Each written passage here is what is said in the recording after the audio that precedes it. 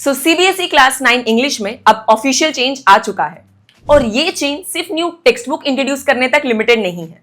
In fact ये completely new approach है English learning का। Let's understand this. एनसीईआरटी ने क्लास 9 इंग्लिश के लिए न्यू टेक्स्ट बुक इंट्रोड्यूस किया है जिसका नाम है कावेरी और ये एकेडमिक ईयर 2026 और 2027 से बीहाइव और मोमेंट्स को रिप्लेस करेगा। सवाल ये उठता है कि ये चेंज जरूरी क्यों था। अगर हम ड्राफ्ट सिलेबस को देखें तो डायरेक्शन काफी क्लियर है। फोकस अब सिर्फ रोट लर्निंग या मेमोराइजेशन पर नहीं है बल्कि अंडरस्टैंडिंग और एक्सप्रेशन पर शिफ्ट हो रहा है। स्टूडेंट्स से अब ये एक्सपेक्टेशन है कि वो बेटर थिंक करें, इफेक्टिवली कम्युनिकेट करें और अपनी लर्निंग को रियल लाइफ सिचुएशन से कनेक्ट करें। साथ ही technology integration, multilingual learning and एक structured and goal oriented approach पर भी जोर दिया गया है। ये शिफ्ट बहुत इंपॉर्टेंट है बिकॉज अब एम्फेसिस सिर्फ एग्जाम्स तक सीमित नहीं है बल्कि रियल लाइफ एप्लीकेशन पर भी बेस्ड है। चलिए इस चेंज को डिटेल में समझते हैं। पहले स्टूडेंट्स के पास 2 बुक्स होते थे, बीहाइव और मोमेंट्स। अब इनके कंटेंट को एक ही बुक में कंसोलिडेट कर दिया गया है, कावेरी। इस बुक में 8 prose chapters and 8 poems included है। कंटेंट जो मल्टीपल सेक्शंस में डिवाइडेड था अब ज्यादा स्ट्रीमलाइन और कोहेसिव हो गया है। एक और सिग्निफिकेंट पॉइंट, जो करंट टेक्स्ट बुक है वो एनसीएफ-एसई 2023 पर अलाइंड है। जो पुराना टेक्स्ट बुक था वो एनसीएफ 2005 पर बेस्ड था। यहां एक और फंडामेंटल शिफ्ट है। पहले जो लर्निंग अप्रोच थी वो कंटेंट ड्रिवन थी but now it's purely competency based. Simple terms में अब ये इंपॉर्टेंट नहीं है कि स्टूडेंट्स को कितना याद रहता है बल्कि ये इंपॉर्टेंट है कि वो अपनी लर्निंग को कितने इफेक्टिवली अप्लाई कर पाते हैं। लेकिन सबसे नोटिसेबल चेंज है क्वेश्चनिंग पैटर्न में। रीडिंग कॉम्प्रिहेंशन सेक्शन में पहले क्वेश्चंस कम होते थे और अब वो काउंट बढ़ गई है। लेकिन अब ये इंक्लूड करते हैं अंडरस्टैंडिंग, एप्लीकेशन, इन्फ्रेंस और इवैल्यूएशन। ग्रामर और वोकैबुलरी भी एक्सपैंड हुए हैं।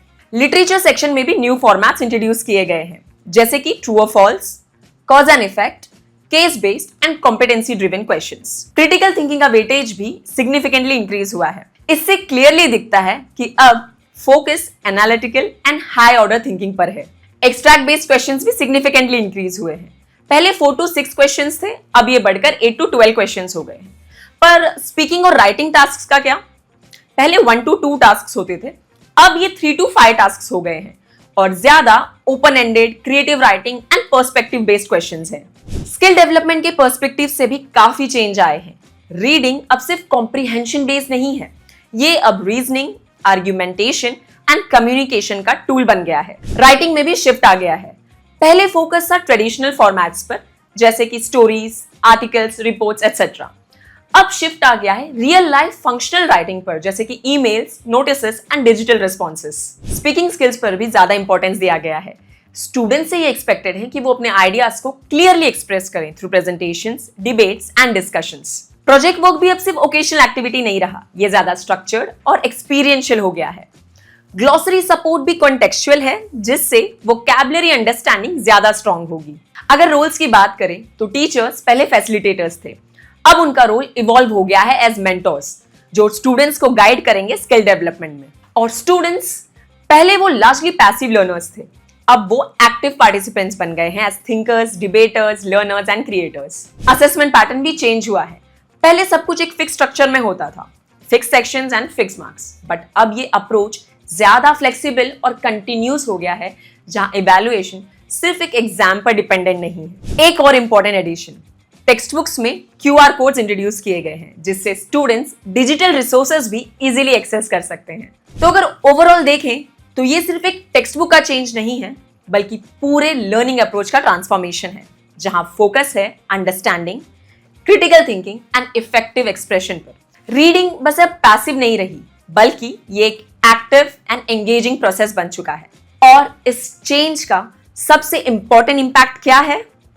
स्टूडेंट्स अब सिर्फ इंग्लिश पढ़ेंगे नहीं बल्कि वो इसे अपने रियल लाइफ में इफेक्टिवली यूज करना भी सीखेंगे। और ये सारे चेंजेस आपको एक ही जगह पे मिल जाएंगे, वो है टारगेट के English language through literature book में। और एक एड ऑन फीचर बताऊं, इस बुक के क्वेश्चंस टैग्ड हैं ब्लूम्स टैक्सोनॉमी फ्रेमवर्क पर। So what are you waiting for? Go and grab your copy now.